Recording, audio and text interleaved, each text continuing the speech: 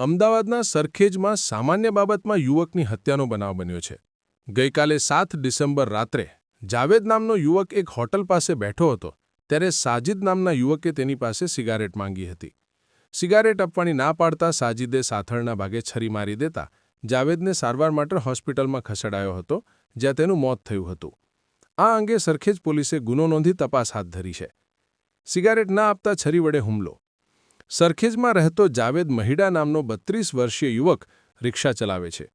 જાવેદ ગઈકાલે રાત્રે રિક્ષા લઈને ફતેવાડી પાસે આવેલી સવેરા હોટલ પાસે બેઠો હતો. જાવેદ પાસે સાજિદ નામનો શખ્સ આવ્યો હતો, જેને જાવેદ પાસે સિગારેટ માંગી હતી, પરંતુ જાવેદે આપી નહોતી. બાદમાં સાજિદે છરી બતાવતા બંને વચ્ચે બોલાચાલી થઈ હતી. આ બોલાચાલી વધુ ઉગ્ર થતાં સાજિદે છરી વડે જાવેદ પર હુમલો કરી દીધો હતો. જાવેદને તેની જ રિક્ષામાં બેસાડીને નજીકની ખાનગી હોસ્પિટલમાં લઈ જવાયો હતો. રસ્તામાં જાવેદ સાજિદના નામનું જ રટણ કરી રહ્યો હતો.